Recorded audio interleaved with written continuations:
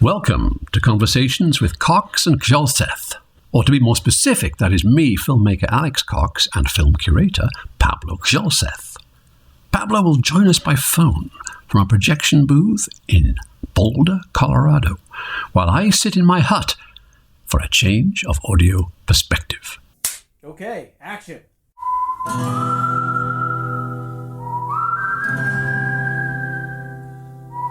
South of the border with old Mexico, I must remember to push the button twice, or again I'll be a no-show. Alejandro. Hey, Pablo, how are you? Good. How you doing, sir? I'm very well, thank you, and I think the recorder's running this time, and I apologize for wasting all your time last week. I think we're actually 2 for 2 on that one, because I've had my fair share of failed recordings that didn't materialize. Anyway, we are here talking on Wednesday, October 13th. You are still in Mexico, and for the listeners who haven't heard about your adventures out there, why don't you fill them in real quick? Okay, yes, I've been here for 3 weeks almost now, and I'm acting in a television series or an internet series called Un Extraño Enemigo. This is the second season of the series, and I play Winston Scott, CIA station chief in Mexico City in the late 1960s and early 70s. This is based on a true people, or facts, or what's the background to it? Pretty much everybody in the film is a real character. There's the President Echeverria, and Lopez Portillo is about to come in. Diaz Ordaz was the previous president. So it's a political drama. But the principal character, who's played by a very good actor called Daniel Jimenez Cacho, a wonderful actor, is an invented character. And it's through the prism of his story that we see all of this history unfold. Aha! Wow. This is the second season, and it's it's on Netflix in Mexico. Or is it available in the U.S. in any way? Or actually, if you have I think it's Amazon, so you have to have Amazon Prime, unfortunately, to watch it. Although there are ways around. If you search hard enough on the internet, you can find the series without an Amazon account. Gotcha. Oh, by the way, I just want to let you know, I just before you called, I had a chance to listen to that song that you sent my way by the German band Best Boys Electric. Based, I guess they used that quote from Sid and Nancy as the main chorus line, right? Well, they just and they have a little clip from Gary Oldman at the beginning, and they were hoping I could license it. And of course, I said I can't because it belongs to Canal Plus or some huge media corporation. But as far as I'm concerned, they should do it anyway. Yeah. Sex is boring, ugly hippie shit. That's the name of the song. I liked it. But I do like it, I must admit, is the rhyme. So it's a good song. Oh, yeah. No, it is. I believe one of the things that got cut out from our conversation was this whole thing about movies being shot in space. Oh, that's right. There was a thing. That's right. There was an item in the media last week about the Russians have sent an actor and a director up to the International Space Station, and they're making a science fiction drama, or is it science fiction? But they're making a drama about a woman astronaut, and the woman actor is the one who played the sniper in that big Russian war movie, The Battle of Sevastopol. Yeah, Yulia Peresild. I hope I'm pronouncing her name right. The movie is called The Challenge, and it's directed by Klim Shipinko. And it's actually using the cosmonauts in the station to actually help with the project. So they hold the cameras to shoot while the actress is, entering the International Space Station, and they beat Tom Cruise and NASA, who were hoping to get out into space to make a movie as well. But you made a funny point about that, which I think is worth repeating. Oh yeah, it's not. Tom Cruise is never going to go into space. I mean, imagine what it's like. It's much worse than a submarine. You've got all little bits of mugre all floating around you in the air, and you have to excrete into a plastic bag. Tom Cruise isn't going there. I know this for a fact because I remember my friend Tony Fruin was Stanley Kubrick's assistant, and when they were making Eyes Wide Shut, they got the requirements from the Tom Cruise machine as to what he and his family would need for their accommodations. And in the centre of London, they required sufficient accommodations for him, Nicole Kidman, their children, and a staff of 15. And the only accommodation that Tony Fruin could find in the centre of London, which fit that bill, was Buckingham Palace. Just a small place. Yeah. It's like So I don't think that Tom Cruise will be the star of the American movie. And it just shows you how tough those Russians are, man, because I wouldn't go up there for love nor money. But there's like a genuine Russian movie director and a genuine Russian actor, who aren't scientists. The first artists to go into space.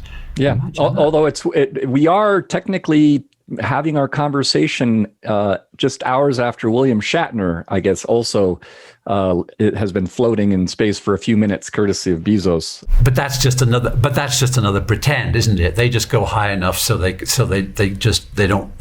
don't quite feel the pull of gravity, and then they go back down. Yeah, it's very different than spending 12 days or whatever it is that they're doing shooting this movie for the challenge. Yeah, for sure. But good luck to him anyway. But we also talked last week and lost all the information about what's going on here, because there's a plethora of production right now in Mexico. Yeah. There's tons of stuff going on. There's features. Luis Estrada is directing a feature called Que Viva Mexico up in San Luis Potosí. Yeah. And it's interesting in times of COVID, because there's no polemic here about masks. Yeah. I mean, the only people that I have seen indoors, everybody wears a mask except for the tourists. Yeah. And outside on the street, everybody wears a mask except for the very poor and the tourists. So it's very interesting how there's no polemic here about it at all. And everybody's getting their vaccinations. They're getting the Americans, they're getting the Russian, the AstraZeneca, and it's almost moving along. And the production that I'm working on, there's 250 people in total, and there's only been one case of coronavirus on the production. So wow, things that's are moving impressive. pretty slowly. Yeah. And we get tested every couple of days. Yeah. How many people do you think are working on the latest Alejandro Iñárritu production down there in Mexico? I think that they finished filming that, but that was gigantic. I mean, that was a huge super production, and he's gone full Kubrick. I mean, he's shooting like 40 takes and 100 setups, but he's got all the money in the world to spend, and I guess if he doesn't spend it all, they take it away, right? Oh, well, there you have it. And what about, do you have what's the latest news on the strike? Oh, that's interesting too, isn't it? Because we talked about that last week, and I guess that IATSE in the US, I thought they were just striking against, like Netflix and Amazon and Apple, because the contracts with streaming series were very bad. But apparently they're talking about striking against the studios as well, because the studios have taken advantage of COVID to impose like really long hours, like 16 and 24-hour days, and they're paying people $16 an hour wages. And so it's interesting that, but since we spoke, I mean, I read on the World Socialist website that IATSE, true to form, are betraying, the union negotiators are betraying their members, and they've already agreed to a 14-hour day, whereas what the members wanted was a maximum 12-hour day. So it'll be interesting to see how that goes, won't it? Well, speaking of interesting articles, you actually sent me a couple links. I haven't had a chance to read them because I've been catching up on emails after hosting some special guests all of last week who just flew off this 2 days ago, Monday. But you sent me an article about an Asian professor at the University of Michigan What was the gist of that? I'll still read the article, but I just, very interesting. I mean, I was looking for the link to the IATSE article, and then I found this article about on the same site. Don't be afraid, listeners. You too can go to the World Socialist website, wsws.org, and there's a piece there, which is the only place I've read about it, about an apparently very renowned composer called Bright Sheng, who, when he was a little boy in China, the family piano was confiscated by the Red Guards.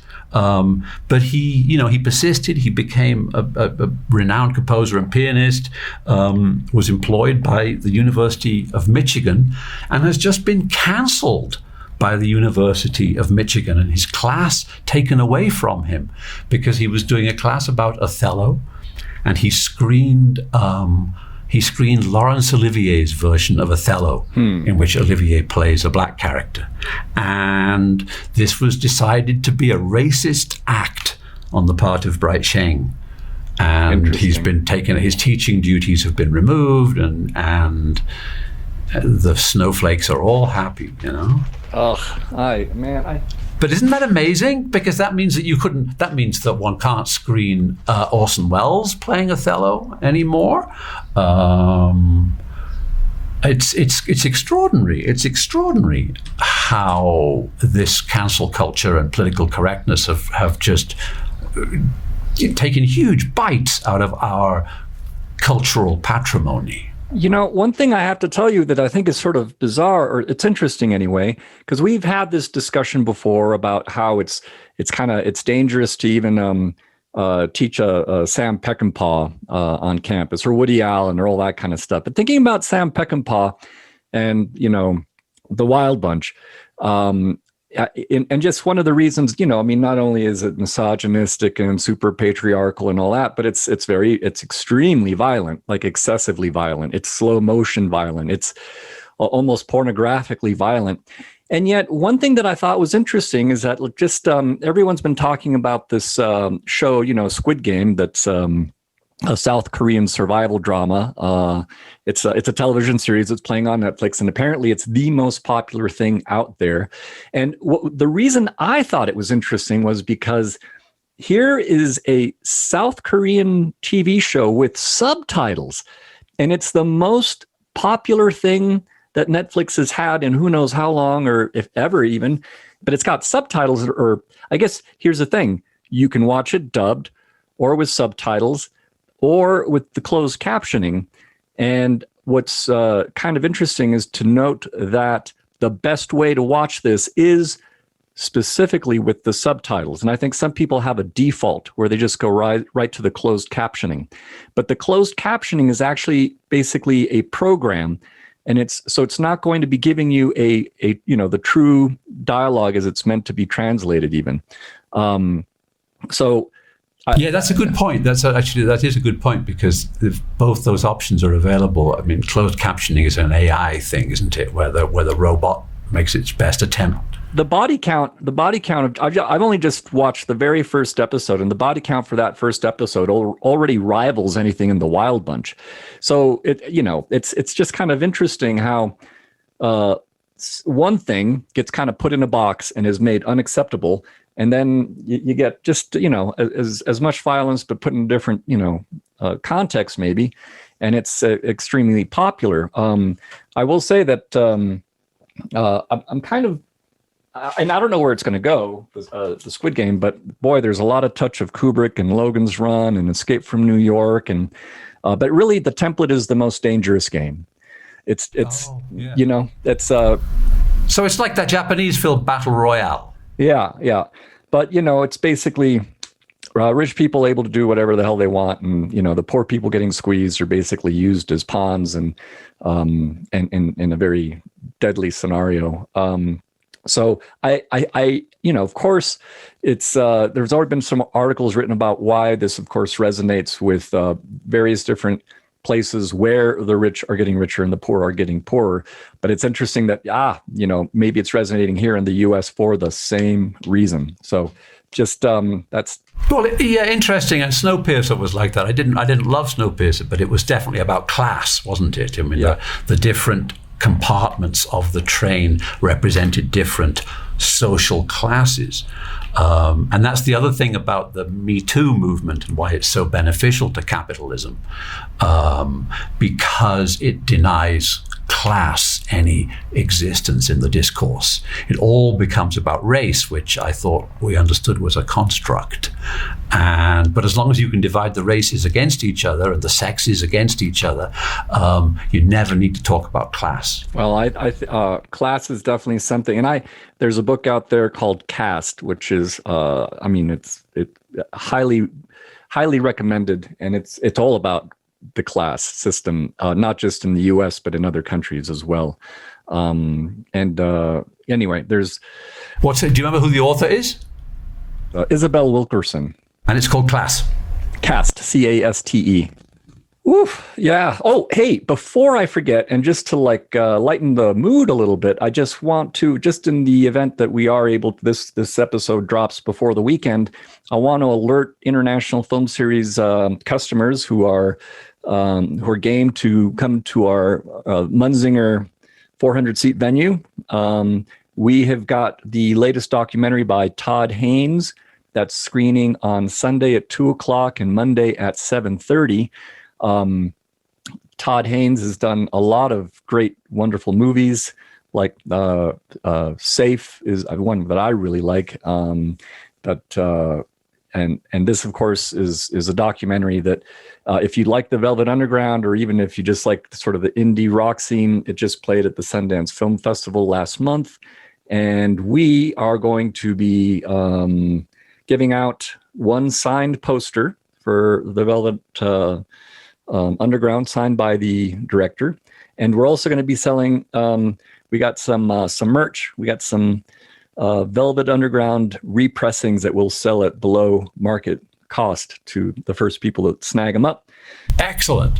Now, do you have any? Have you ever overlapped with the Velvet Underground in any way? I saw Lou Reed play in Liverpool a long time ago, but I had the pleasure of actually meeting John Cale, the Welsh rocker, and he did a song for Sid and Nancy. Oh, okay. Which I don't think the lyrics made it through, but the musical part plays during Sid's decline. And I thought that John Cale was an extremely nice person, very, very personable. Nice. Yeah, I've seen Lou Reed several times. He's come through Boulder, and I guess it kind of makes sense. He ended up marrying Laurie Anderson here in Boulder in someone's backyard, I think. So I'm sure it put Boulder on the map for him in some ways. And I'm a huge fan, though. So I actually didn't see it at Telluride because I knew I was going to be screening it at the International Film Series. I hope people listening will come and join me when I'm there to see the documentary. It's gotten rave reviews from friend and colleague Sabrina Negri, who also teaches at the Department of Cinema Studies. She said it was her favorite offering at the Telluride Film Festival. And I think that's as high a praise as I can give it to anyone who's listening to go check it out. And I think we're at about our limit here. So we'll take up the conversation again next week when you're back in Oregon, I believe, right? In America. Yeah. So listen, it was nice talking to you, and apologize to Jason for all the extra work we've given him. Will do. Hopefully he'll forgive us. Okay. All right. Ciao, Alex. Cheers. Bye. Bye. And cut. Okay, that's a wrap.